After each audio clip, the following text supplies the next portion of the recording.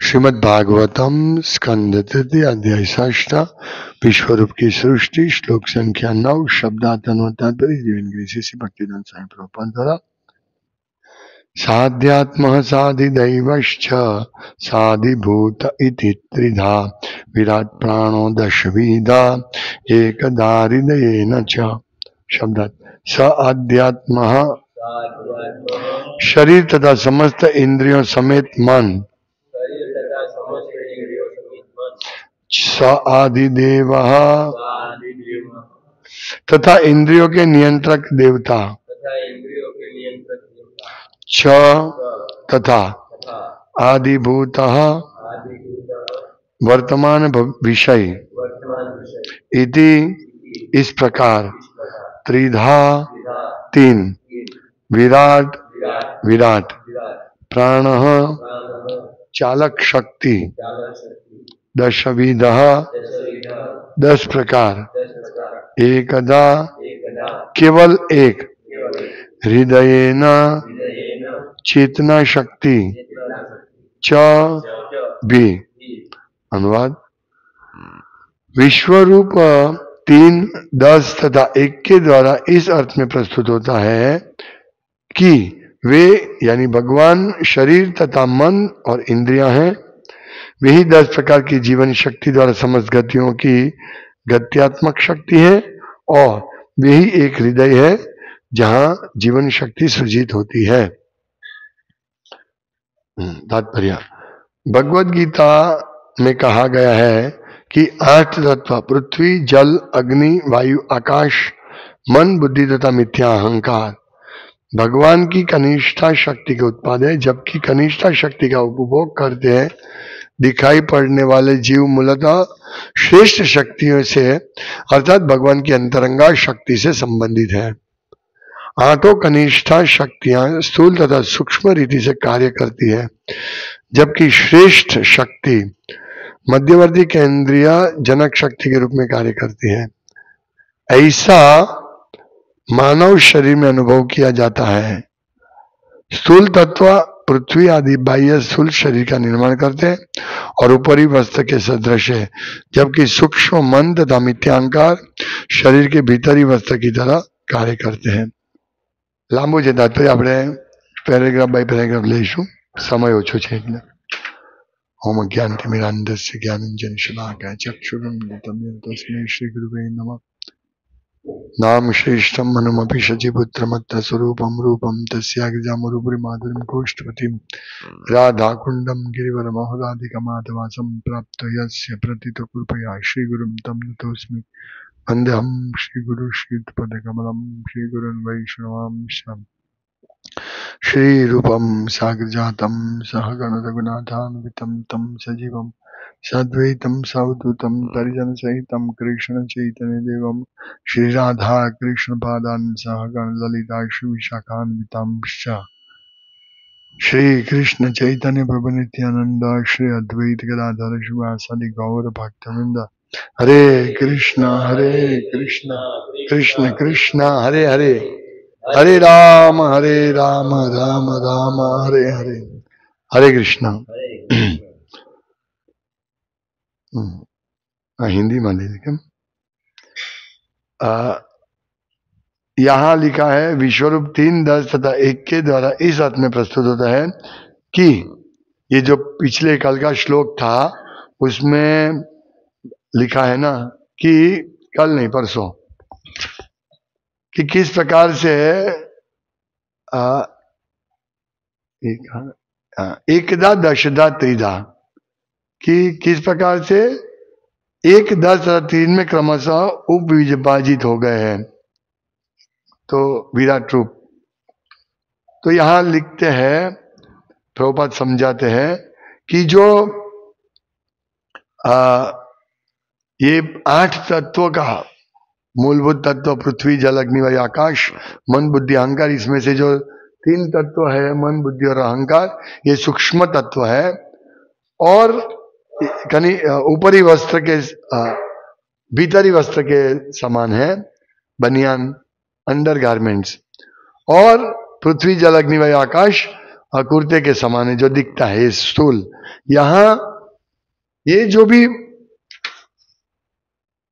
जो 8 तत्व है वो भगवान की कनिष्ठ शक्ति के उत्पाद हैं, और हम जो है वो भगवान के अंतरंग शक्ति के विस्तार है।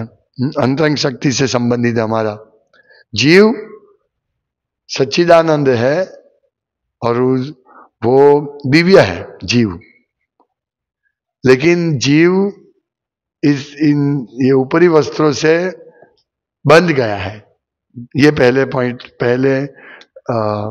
पैराग्राफ में प्रभुपाद समझाते हैं कि जो भी कार्य दिखता है हमको, इस शरीर का जो भी कार्य है, वास्तव में उस शरीर का कार्य किसका, उसका केंद्रवर्ती बिंदु कौन है? तो वो प्रभुपाद यहां समझाते हैं कि 8 कनिष्ठ शक्तियां स्थूल तथा सूक्ष्म रीति से कार्य करती है। मन बुद्धि अहंकार कार्य करती है, हमारा शरीर इंद्रिय कार्य करते हैं, सब इंद्रियां, जबकि श्रेष्ठ शक्ति मध्यवर्ती केंद्रीय जनक शक्ति के रूप में कार्य करती है। मतलब ये सब कार्य किस लिए कर रही है? क्योंकि आत्मा कर रही है कार्य। आत्मा की शक्ति से, आत्मा की क्या बोलते, चेतना की वजह से ये कार्य होता है। यदि आत्मा ही नहीं होता तो कार्य नहीं होता। ये पहला पॉइंट प्रभुपाद यहां कहते हैं।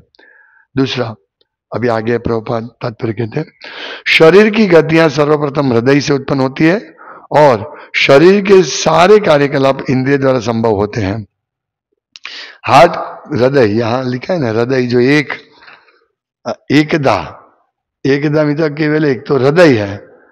हाँ, विश्व 3, 10 तथा 1 के द्वारा इस अर्थ में प्रस्तुत होता है कि 10 प्रकार की जीवन शक्ति प्राण, शरीर तथा मन, साध्यात्म शरीर तथा मन, फिर साधिदैव साधिभूत। तो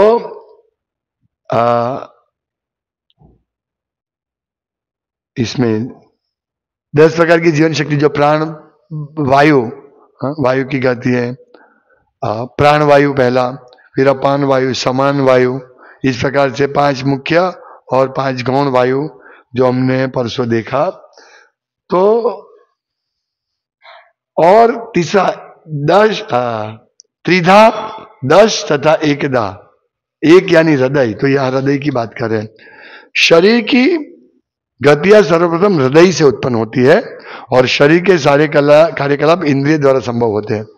तो मूल हृदय से, जो हृदय पंपिंग होता है, वही परमात्मा और आत्मा रहते हैं, जो शरीर के भीतर 10 प्रकार की वायु द्वारा शक्ति प्राप्त करती है। 10 प्रकार की वायु का वर्णन इस प्रकार है। श्वास लेते समय नाक से प्रवेश होने वाली मुख्य वायु प्राण कहलाती है। जो वायु गुदा से बाहर निकलती है वह अपान कहलाती है। जो वायु उदर के भीतर भोजन को ठीक करती है, और जो कभी कभी डकार के रूप में निकलती है, वह समान कहलाती है। ये सब 5 वायु मुख्य वायु के हैं। जो वायु गले से होकर जाती है और जिसके रुकने से दम घुटता है, वह उदान वायु कहलाती है। जो संपूर्ण वायु पूरे शरीर में चक्कर लगाती है, वह व्यान वायु।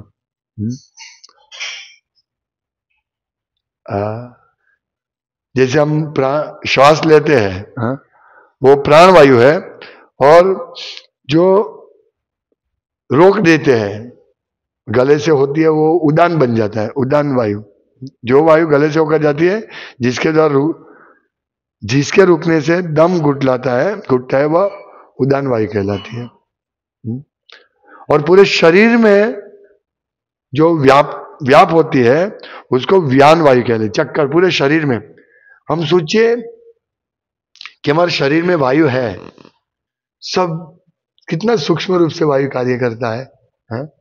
ये पूरा वायु में, जो शरीर में हमारा, जब हमको कभी सर दर्द करता है वायु की वजह से, तो पूरा घूमता है। तो ये व्यान वायु सब में व्याप्त है, सब जगह व्याप्त है। इन 5 वायु से भी सूक्ष्म अन्य वायु है। ये स्थूल, सूक्ष्म क्या है? जो वायु आंखों के और मुख के खुलने में सहायक बनती है, वह नाग वायु है। हम बोलते हैं, बोलने नहीं, पर ये जो खुलता है हमारा मुंह और आंख, कैसी टेक्निक है?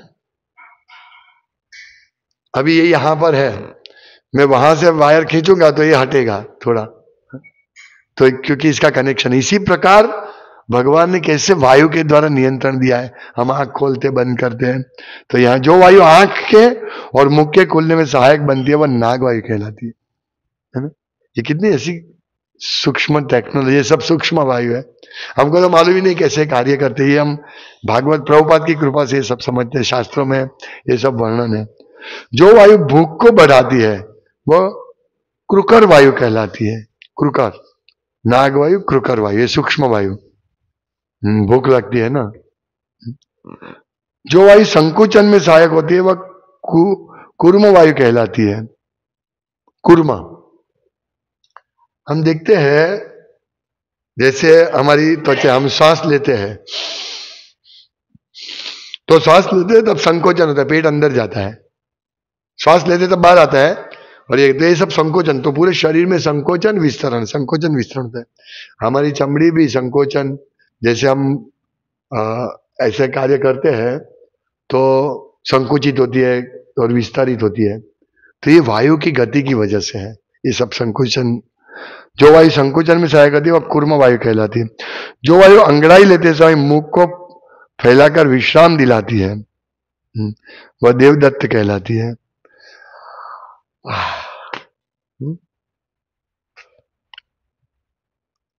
वह देवदत्त। तथा जो वायु संपोषण में सहायक बनती है वह धनंजय वायु कहलाती है। पोषण, जो पोषण देती है, में सहायक होती है। ये सारी वायु हृदय के मध्य से उत्पन्न होती है और हृदय केवल एक है, एकदा। यह मध्यवर्ती शक्ति भगवान की श्रेष्ठ शक्ति है जो हृदय के भीतर शरीर के आत्मा के साथ आसीन है, जो भगवान के मार्गदर्शन में कार्य करती है। इसकी व्याख्या भगवद गीता में इस प्रकार हुई है। सर्वस्य चाहम हृदि सन्निविष्टो मत्ता स्मृति ज्ञानमपोहनम च वेदेश सर्वे रहमेव वेद्यो वेदान कृद्वेद विदेव चाहम। संपूर्ण मध्यवर्ती शक्ति भगवान द्वारा हृदय से उत्पन्न की जाती है,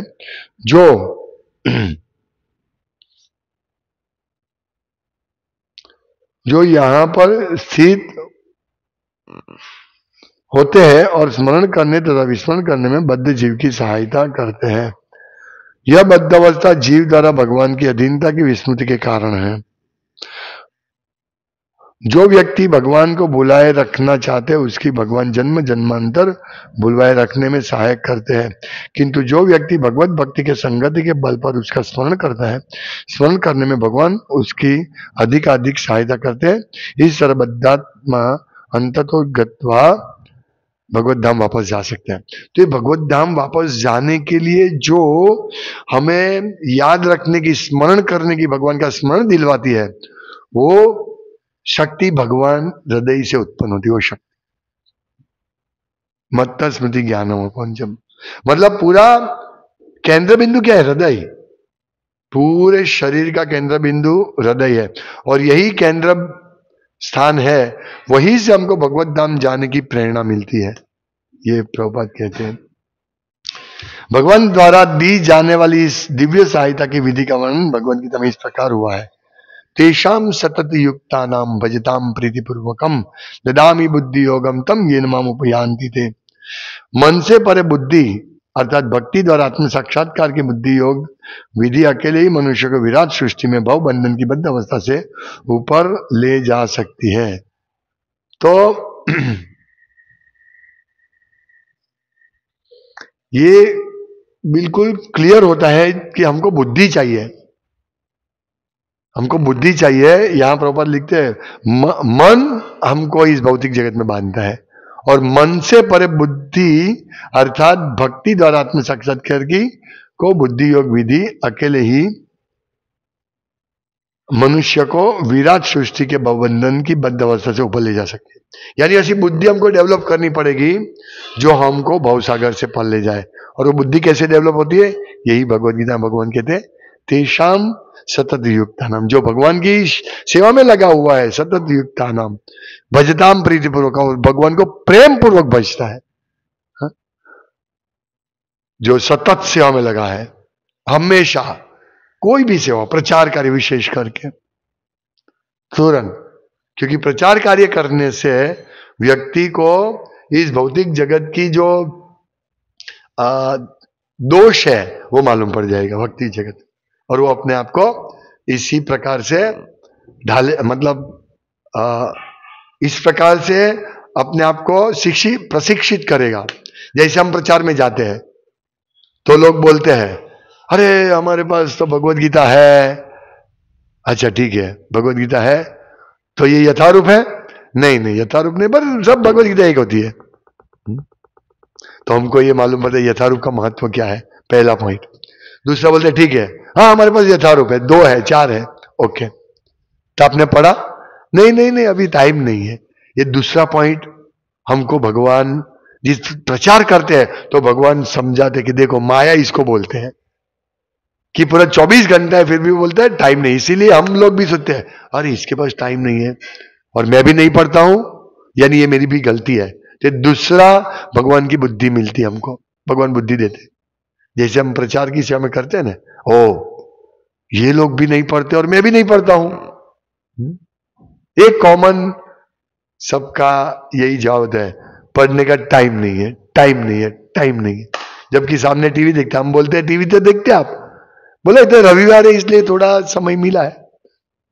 मतलब हम समझ सकते लोग कितने माया के द्वारा बद्ध है। इसीलिए हम भक्तों को ये भगवान हृदय से प्रेरणा देते हैं कि रीड रीड रीड, पढ़ो पढ़ो पढ़ो। तो ये प्रेरणा कब मिलेगी? जब हम सत्येषाम सततयुक्ता नाम भगवान की सेवा में लगेंगे, और ये दूसरा बुद्धि हमको मिलती है। फिर तीसरी बोलते हैं कि कितनी भूख रखे, क्या करेंगे, कोई लेता नहीं है। तो तीसरा हमको कि हम भी गिफ्ट में दे सकते हैं किसी को भगवत गीता। जैसे भाई ये लोग तो नहीं देते पर हम दे सकते हैं, किसी को 150 रुपया देने से, 250 रुपया देने से, कवर करने से अच्छा भगवत गीता दे। तो ये सिस्टम हम भी कर सकते हैं। तो इस प्रकार की जो बुद्धि डेवलप होती है, हाँ, वो भक्ति द्वारा डेवलप होती है। यहां प्रभुपाद लिखते हैं मन से पूरे परे बुद्धि, यानी बुद्धि योग विधि अकेले मनुष्य को विराट सृष्टि के भवबंधन की बद्ध अवस्था से ऊपर ले जा सके। यानी यही जो हम कर रहे हैं ना, प्रचार करते हैं और अन्य अन्य सेवाएं करते हैं, तो इससे हमारी बुद्धि डेवलप होती, मतलब बुद्धि डेवलप होगी, यानी बुद्धि भी हृदय में है और वो भगवान हमको उस प्रकार से बुद्धि योग में भक्ति की हमारी देखकर हमारी बुद्धि को इस प्रकार से विकसित करेंगे। मानसिक चिंतन, हाँ, जीव की बद्ध अवस्था उस व्यक्ति जैसी है जो किसी विशाल यांत्रिक व्यवस्था की गहराई में हो। मानसिक चिंतन अनेक जन्मों के चिंतन के बाद ही बुद्धि के बिंदु तक पहुंच सकते हैं। बुद्धियोग ऐसे नहीं मिलता है। किंतु बुद्धिमान व्यक्ति जो मन के ऊपर बुद्धि स्तन में से प्रारंभ करता है, आत्म साक्षात्कार में तीव्र प्रगति करता है। क्योंकि बुद्धि योग में किसी समय भी ह्रास या पीछे जाने का किसी प्रकार से भय नहीं रहता, अतएव आत्म साक्षात्कार के लिए यह विश्वसनीय मार्ग है जिसकी पुष्टि भगवत गीता द्वारा होती है। मानसिक चिंतक एक ही वृक्ष पर बैठे 2 पक्षियों जैसी है। तो भगवत गीता के दूसरे अध्याय का 40वां श्लोक,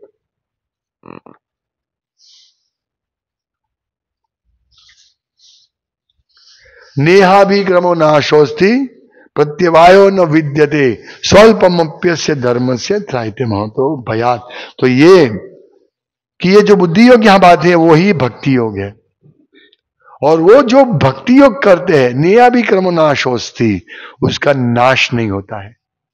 आपने जितना प्रचार किया, जितनी सेवा की, वो शाश्वत सत बन जाती है। तो यही कहते हैं कि बुद्धियोग में किसी समय भी ह्रास या पीछे जाने का किसी प्रकार से भय नहीं रहता। मतलब ये श्योर है, कर्मकांड करेंगे इस जन्म तक काम करेंगे, लेकिन ये भक्ति योग करेंगे, बुद्धि योग, तो ये कभी नाश नहीं होगा। मानसिक चिंतन एक ही वृक्ष पर बैठे 2 पक्षियों को आत्मा तथा परमात्मा के रूप में नहीं समझ पाते। हम चिंतन करेंगे आत्मा सो परमात्मा, वो हम नहीं समझ पाएंगे। व्यष्टि आत्मा तो वृक्ष का फल खाता है, किंतु दूसरा पक्षी फल न खाकर फल खा रहे पक्षी के कार्यकलापों का अवलोकन करता है। ये आत्मा और परमात्मा के बारे में प्रभुपाद समझाते हैं। ये साक्षी पक्षी फल खा रहे पक्षी को सकाम कर्म करते रहने में पहुंचाते हैं। जो व्यक्ति आत्मा तथा परमात्मा या ईश्वर और जीव के इस अंतर को नहीं समझ सकता, वह अब भी विराट यंत्र के पास में है। अतएव उसे उस समय की प्रतीक्षा करनी होगी जब वह इस बंधन से छूट सकेगा। तो ये है आत्मा और परमात्मा को समझना। हृदय, ये सब हृदय में निवास करते, आत्मा परमात्मा मन बुद्धि, ये सब हृदय की वस्तु है। यानी हमारा हृदय कितना महत्वपूर्ण है। तो ये हृदय महत्वपूर्ण है, तो हृदय का शुद्धिकरण सबसे प्रथम हमारा कार्य है।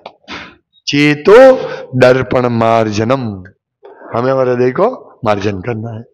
यही इस श्लोक का तात्पर्य है कि हृदय एक है, उसमें से सब पावर निकलता है, और हृदय शुद्ध होगा तो हमारा मन बुद्धि अहंकार सब शुद्ध हो जाएगा, और हम शीघ्र अतिशीघ्र भगवान के दर्शन कर पाएंगे, और ये सब ज्ञान समझ पाएंगे। आत्मा परमात्मा दोनों अलग है।